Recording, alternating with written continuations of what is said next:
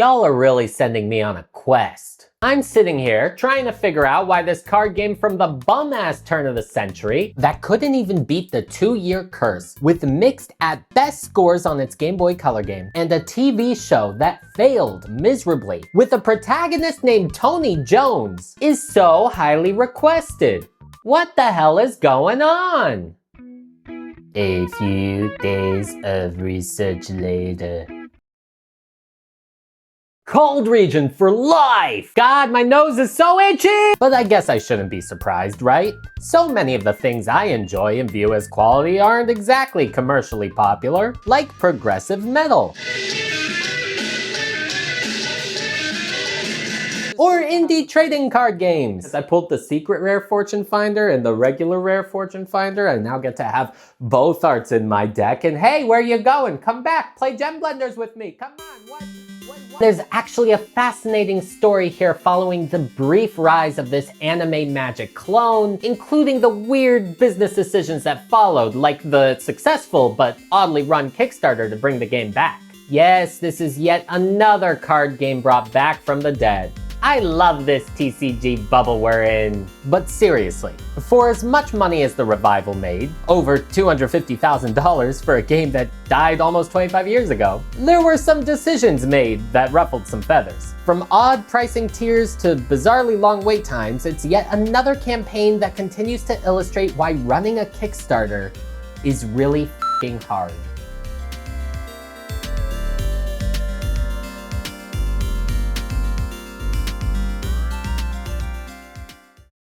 But first, I'd like to introduce you to the Indie Game Corner, where I introduce you to an indie game that you might love in exchange for sponsorship money I need to keep this channel alive. A classic win-win. And today we're showing off Seas Gilded Treasures.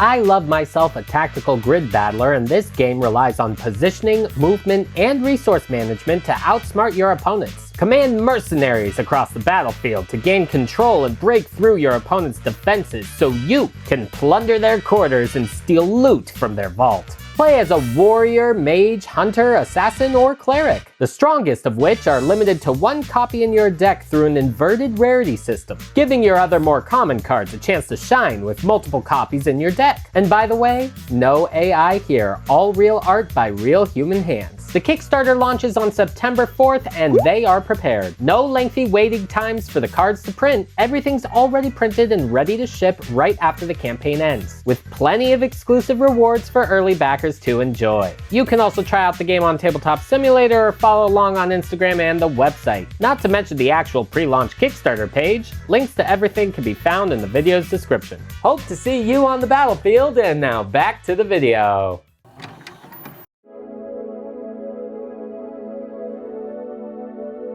Magi-Nation Duel first launched in October of 2000, brought to life by Interactive Imagination, or 2i for short. And at first, I thought Wikipedia was getting super casual with its articles before realizing what website I was on. The founders, Philip Tavel and Greg Richardson Fonoy, felt like they had found a gap in the market, a potential audience that wasn't being catered to. The card game for kids? That's obviously Pokemon. And once you grow into a hardcore adult, you jump straight into Magic. But what about everyone in between? We're talking the newbies that have aged out of the Pokemon group, but maybe aren't looking for the extreme complexities that come with a card game like Magic. This is the market they wanted to corner, and in order to do so, they needed to come up with their own unique style.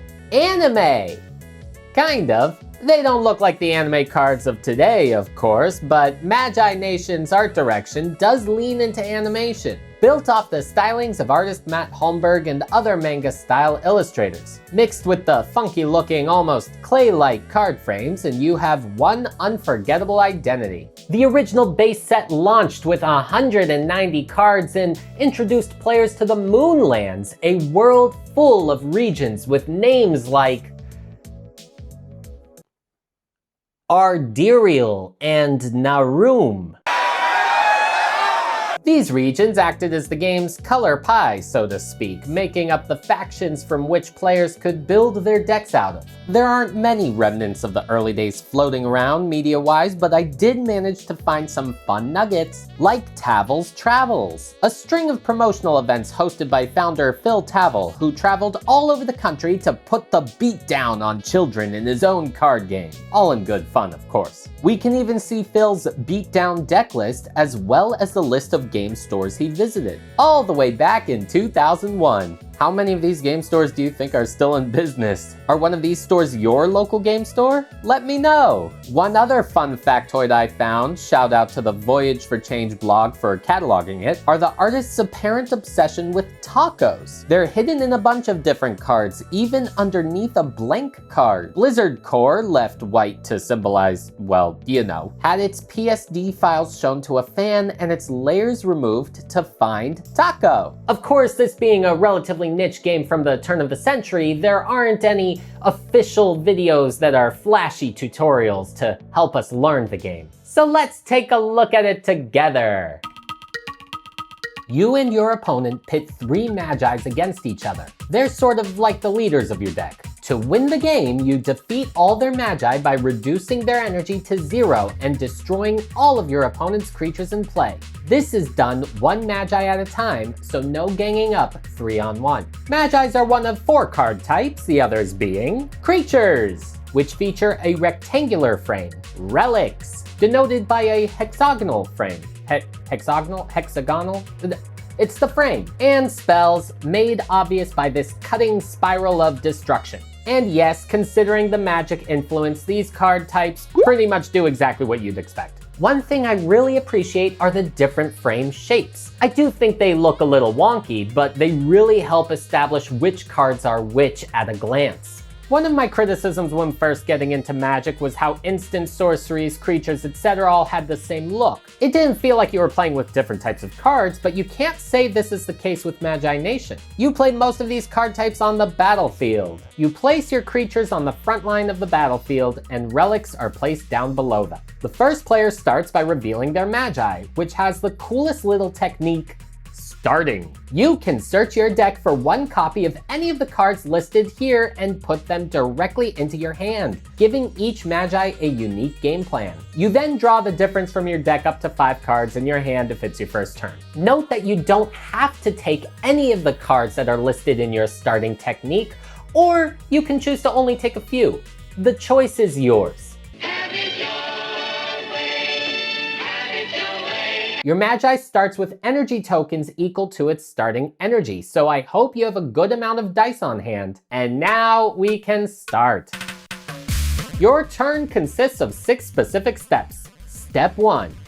Energize. Any card with an energized number receives energy tokens equal to the energized number on the card. Considering you need energy to play cards and stay alive, this is important. Step 2. PRS.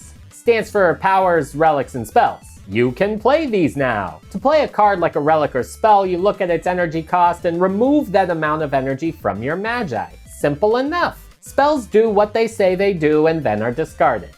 Relics are region locked and can't be from a different region than your Magi's, so no living the globe-trotting life. Interestingly, you can play a spell from a different region than your Magi, but you are going to be taxed by the taxman, and it will cost you 1 additional energy to do so. Powers can also be used here and are listed on active cards. Step 3. Attack! That's right. We cannot play our creatures before the attack step, which I suppose acts as a sort of soft balancing effect to prevent OTKs and other quick blowouts. The attacker has all the agency. They get to decide both their attacking creature and the defending creature. And they can choose 1 creature to defend multiple times. The other player can only sit and watch in horror. Energy is removed from both creatures based on the number on the opposing creature. So similar to Magic's combat, but with a form of hit points instead of regenerating toughness. If there are no opposing creatures left to attack, you can attack your opponent's Magi directly. Ouch! Step 4. Play creatures. Now we can play our creatures, removing energy from our Magi to pay the costs and transfer that energy to the creature itself. Step 5. PRS. One more time. That's it. Same stuff as the last PRS. Step 6. Draw. This is a funny one, but the draw step in this game actually occurs at the end of your turn instead of the beginning. You also draw 2 cards instead of 1, making sure the fun happens faster. To be very honest with you, I sort of expected there to be a little more early TCG jank, but I quite like the idea around the gameplay. Yeah, there's a lot of counters amongst the dice and whatnot, but the resource management aspect of it all sounds like a lot of fun. And while the gameplay might be fun, the way to interact with the game itself might have been even more so. Let's talk about maybe the coolest innovation that Magi-Nation brought to card games: the storyline events. Games have been going the extra mile to up the immersion and competitive play for a while now. In my video on UFS, I covered their coolest prize in gaming, where winners got to design their own tournament legal card based on their likeness. And then there was Yu-Gi-Oh! Giving out air fryers. But Magi-Nation wove the lore of the actual game into these tournaments, literally putting the future of the game into the hands of players. These competitive tournaments would impact where the lore of the card game would go depending on the outcome. New cards and regions, they would all be impacted by the events of what occurred at the tournament.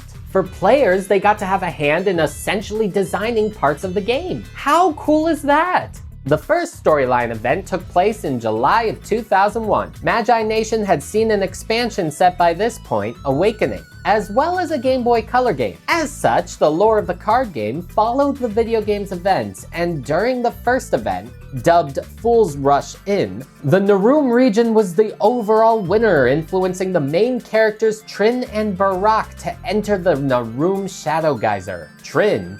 Barak? These are fantasy names. Where's Tony Jones? I was promised a Tony! What's your name? Tony! Fuck you, Tony! The game continued to release sets, pumping out 4 expansions in total. The last one was November 2002's Voice of the Storms, which are the cards that you're seeing me physically hold today. Of course, I proxied them for you guys because I'm a cheap bastard. Despite another set being designed and almost ready to go, 2i pulled the plug after Voices of the Storm. Like many card games of that era, the competition provided by the big 3 of Pokemon, Yu-Gi-Oh! And Magic the Gathering was simply too much. The card game died in 2002, so of course a new TV show should come out on a dead, obscure franchise 5 years later. That's exactly what happened, as Cookie Jar Productions licensed the rights to Magi-Nation and created an animated show out of it, which aired on Kids WB and later Toonami. The TV show is usually the element of the franchise most people remember, and what's usually featured on these YouTube retrospectives, which actually speaks to the power that animated kids shows might have when it comes to marketing, right? If you see a product on a TV show that looks cool to you as a kid, you just gotta have it, right? What's squishy, stretchy, and transforms almost anything? My mom said no though, she wouldn't buy it for me. I have adult money, I could buy it now. The hope was that Cookie Jar would be able to revitalize the franchise and drum up enough interest to restart the card game. New card designs were even advertised that featured a minimalist full art style frame. Even though it was claimed the game would return in 2008, low ratings kept the show from breaking out and the plans faded away. 2i continued to hold the rights to the card game over the years, but seemingly never did anything with it. They've cited a lack of funds to explain their inability to produce the card game at any point over the last 2 decades. And yeah, for a long time, manufacturing and distributing a trading card game on your own, it's not feasible. But get a bunch of people to give you their money and anything's possible. When Kickstarter burst onto the scene, suddenly anybody and everybody had an avenue toward making their dream product come true. And 2i was no exception, as after having seen the demand from places like the Passionate subreddit, they went to work and in 2024 introduced a campaign to finally bring Magi-Nation Duel back to the world. They partnered with Arcanist's Armory, who had experience in this field, to bring the original unmade 5th expansion, Trader's Reach, to life. And the nostalgia-driven approach worked, with 900 backers raising over $260,000 to bring the game back to life. even if it was going to take over 2 years, damn it. Well, this is a little jarring to see, an expected delivery date of 2026 for a campaign that ended on April 1st, 2024. Is this a joke? Okay, go grab that for me.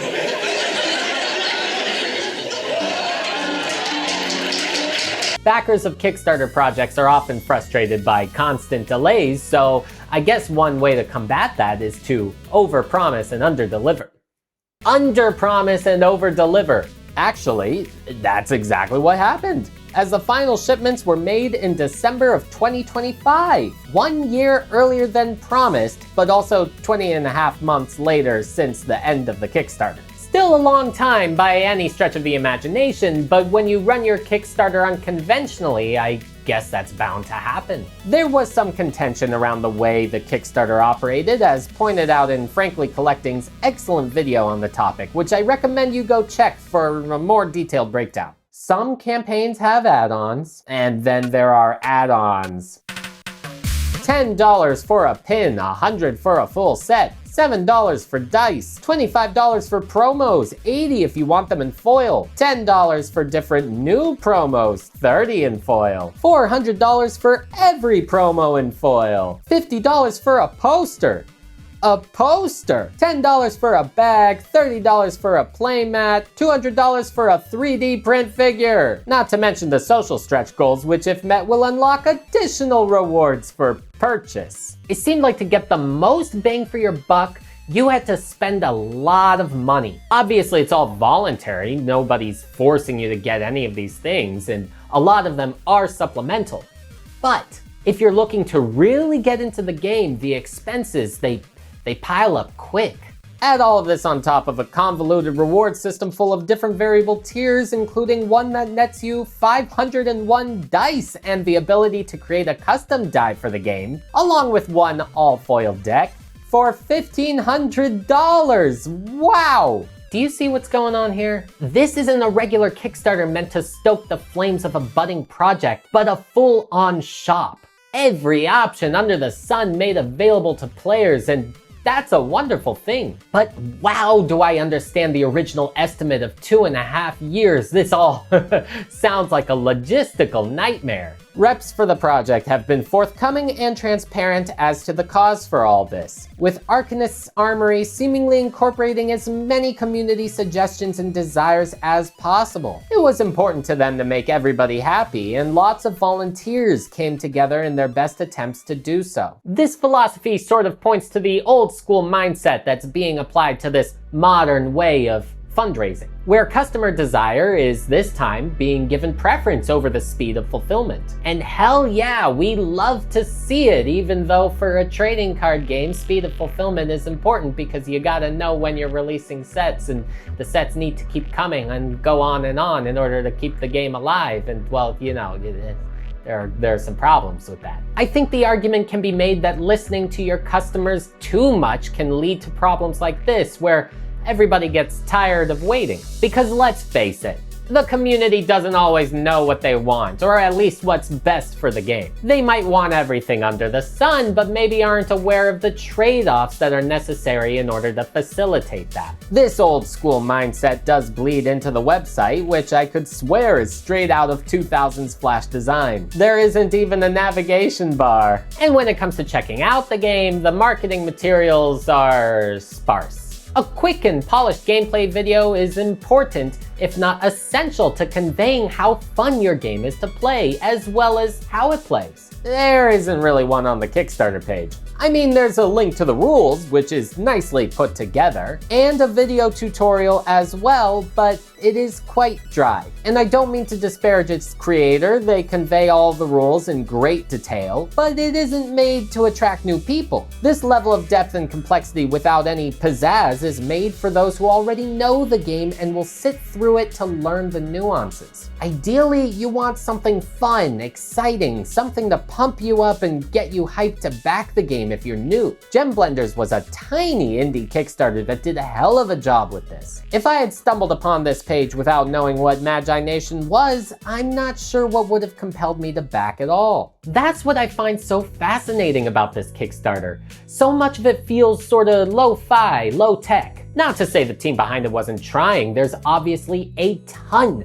of work that went into this. I don't want to diminish that at all. But it's almost like compelling marketing materials that are essential to bringing new people into the game weren't put as the priority, despite being necessary for most Kickstarters. The project seemed to rely solely on nostalgia to fund it, and to their credit, it worked, so kudos to them. There are community-held tournaments and active groups on Reddit and Discord filled with passionate members, so I'll be interested to see how the game continues to develop. And there's actually a ton of resources available on the game in these communities, although in the Reddit thread, many of the community resources seem to link to a Cambodian gambling site, so I think whatever domain they linked to before was bought out. While the lack of appeal to people who have never ventured into the Moonlands makes me wonder if the community will grow, it's nice that those who missed the game over these last 2 decades get to experience it once again. I mean, any card game that fills its cards with secret tacos deserves to be remembered. As always, let me know your experience with Magi-Nation and anything I might have missed, because I know there's only so much I can cover. And let me know which dead game you would like me to talk about next. And if you're looking to watch more from me in this channel, here's another video you can watch right now. Shout out Vince Kai-chan for the music, and drink your water. Okay, bye-bye.